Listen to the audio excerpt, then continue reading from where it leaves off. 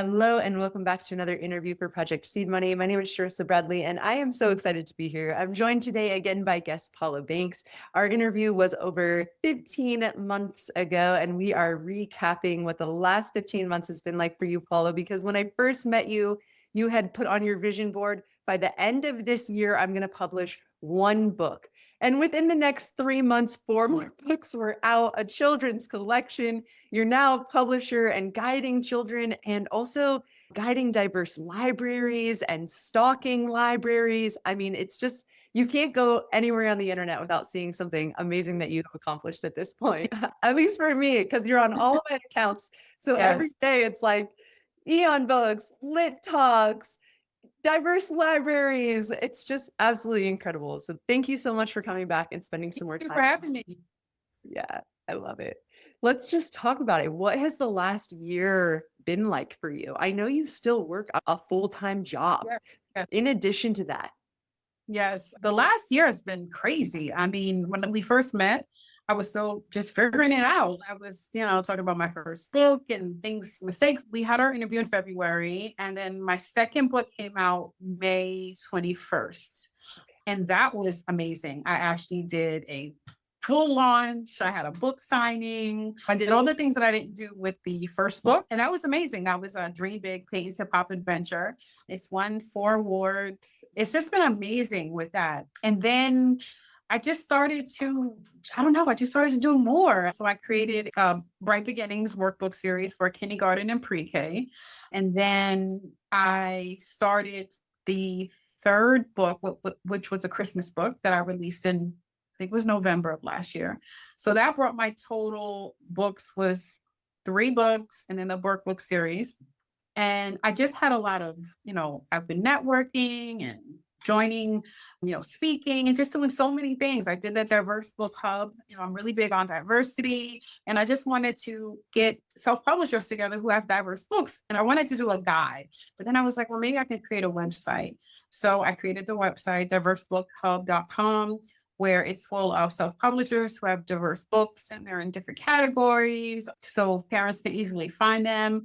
Things just started moving. And then I was like, I wanted to make a book for little boys. So I created another book, Marcus and Big Red's Super Truck Adventure, and that came out in March. And I just been doing so much. I created a writing workshop. It's a writing workshop, but it's actually for schools, books by me. I'm just doing so many things.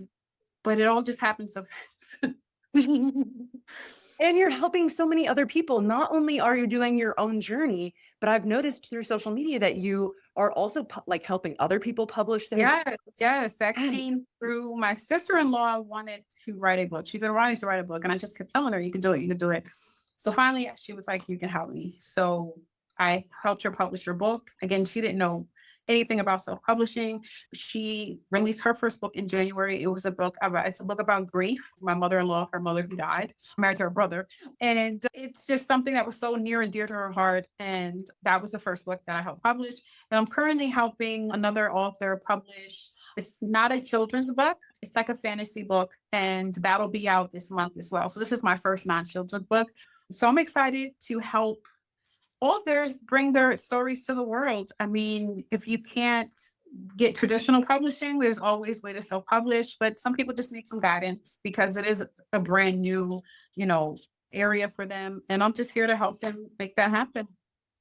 That's so incredible. I absolutely love what you're doing in the world. And it just seems like you're everywhere all at once. I'm so impressed. And I love the fact that we kind of got in at the ground floor. Like you were just at the very beginning and learning even things about new illustrators and getting your graphics right for the next book. Like it's been such an incredible journey to watch this whole process. And the fact that it's really only been a year and a half and things have just a year and a half. People were like, at one girl, and she wanted to talk to, and I was like, I've been doing this. And she was like, so you've been doing this for a couple of years. And at that point, I was like, it hasn't even been a year yet. And she was like, what?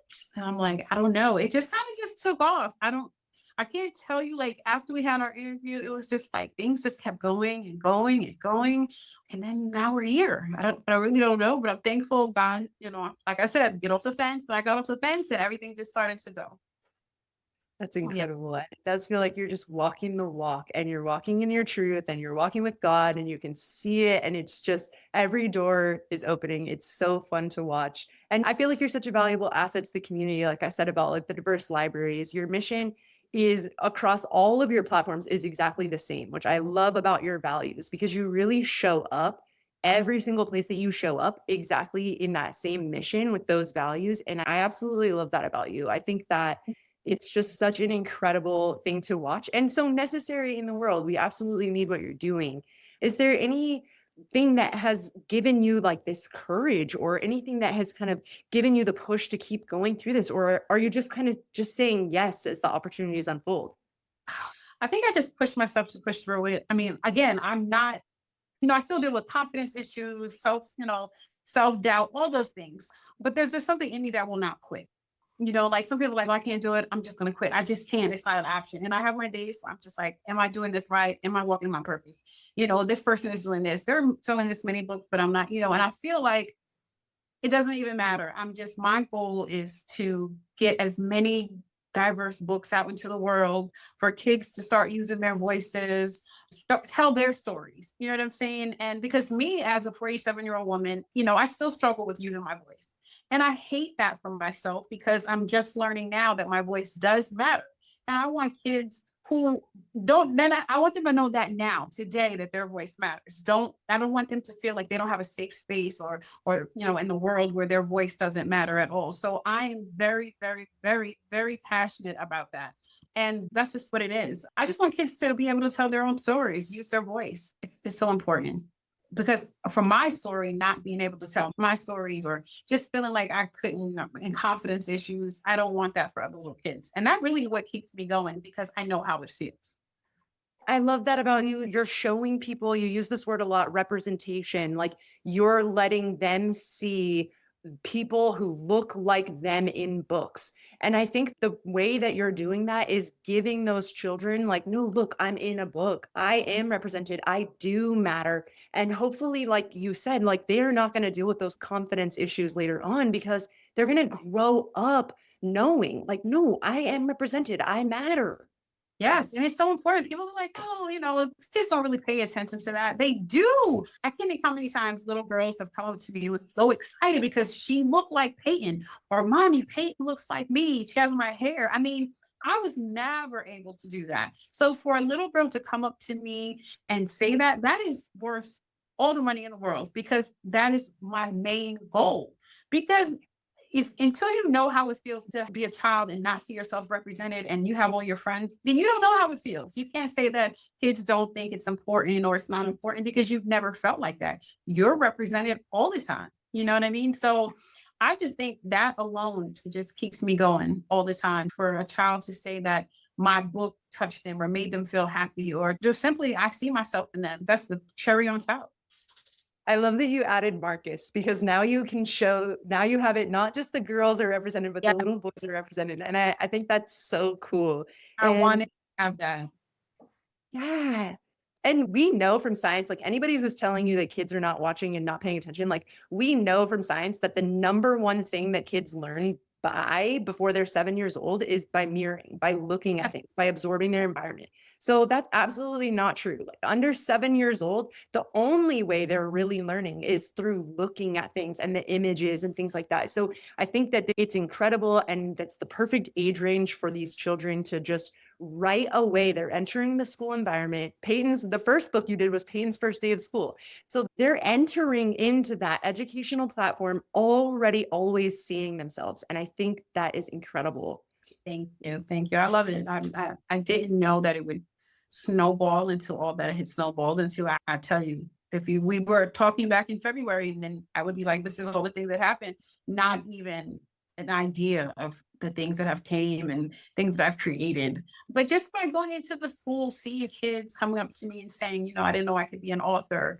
I see you an author. I have to have a lot of money, or I have to be able to, no, you can be an author right now. You can be an author today if you wanted to. And that had me thinking, like, everybody kept saying it, little kids kept saying it. And I'm like, if you want to be an author, you can be an author. And that's how I created the Books by Me program, because I can go into schools, they can write, you can write a story, and then they can be published in an anthology for kids, and you're a published author. You don't have to wait until you're older or think you have to have a lot of money. You can do it now. Oh, I absolutely love that. And then you did also start EON Books. And is that a publishing house for people to come? Like, do you bring authors in, or what is that process like? So with EION Books, initially I just started it for my books, for my author brand. And then my sister-in-law had asked, and I was like, you know what? I enjoy the process of helping her with her book.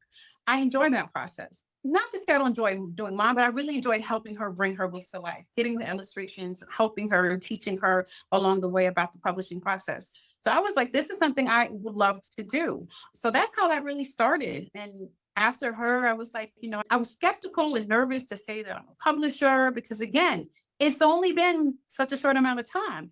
But I was like, encouragement from other people. They were like, you do it all the time. You do it for your books. You've done it many times over. You're just helping somebody, guide them to publishing their book. And I was like, you're right. So after that, I was like, you know what? I really like to focus on children's books because that's my forte. I do children's books. But again, as I told you, I'm doing a fantasy book for someone, and that was my first non-children's book. So it was different, but I learned a lot of things between a children's book publishing and like a novel. So it just came about that way, and I love it. I mean, anybody who wants to get their book out there, a lot of people have ideas. They don't know what to do. They have questions. I figured, you know what? I can help. This is the thing that I've done. I wish I would have had someone to reach out to or, talk to when I was doing it, besides YouTube and Google. So I'm here to help in any way I possibly can. So that's what I'm doing. That's how EION Books came about. That's incredible. So are you currently accepting submissions? Like if people are just kind of randomly looking for Yeah, some they yeah. So I set up I was doing like a 5-day email challenge, and to help authors, they have an idea to get into it. And it's been great. They've been writing the stories and submitting things. So yeah, anybody who has a story or just is like, I don't know what to do, I'm here. I'm just excited to help anyone who wants to help. And even if you don't want me to, go through the publishing process with me, I'm always here to answer questions and point you in the right direction. That's amazing. Your values are so in alignment with our own. Like we want to support the community. We want to help other people. The purpose is to get the stories out there. And Yeah, I love that about you. What that's would the you, purpose. that is the purpose. What would you say to women who are, they're kind of like maybe the version of you that's back in February, like maybe they're right at the very beginning and things are about to blow up, but they just can't see that yet. Is there anything that you can say to just kind of encourage them to keep going? Keep going, because that, for me, that I feel like that's what the enemy uses, your fear, to hold you down. You have to know that once you walk through that, whatever that fear, on the other side is something great. I promise you. I had no idea that all these things were going to take place, that I would create things or write several more books. I had no idea, but I had to take that first step of walking through basically the unknown. I didn't know what was going to happen. It's the unknown, but we do that every day. You don't know what we're waking up to. You don't know when you're walking into a store what you're walking into. So if this is something that you are truly passionate about, keep going. Don't worry about money. Don't worry about what other people say. Focus on your own lane. Don't worry about this person selling this many books. What is for you will be for you. Nobody can take it away from you. So if it's meant for you, it will be yours. Just focus on you, stay consistent, and just show up for yourself. Show up for yourself every day. And I promise you, things will start to happen. Doors will start to open. It's not an overnight situation, but you have to put in the work, and God will take care of the rest. I promise. And that is a testimony. God will take care of the rest. That was incredible. Absolutely. I couldn't agree more. Can you please tell everyone where they can find you? I know you're in a lot of places now, but I do know also that I think you have a main website that almost everything Yes. is in one place. Yes, my website is EION Books, EION Books.com. I do have 3 Instagrams. The first one is author Paula Banks. That is just my basic Instagram for my author page. The second one is at Lit Kids Create. That is my page for kids and parents in regards to nurturing their storytelling, using their voices through story. And then I have my third page is EION Books Instagram, and that talks more about being a children's author and things about self-publishing.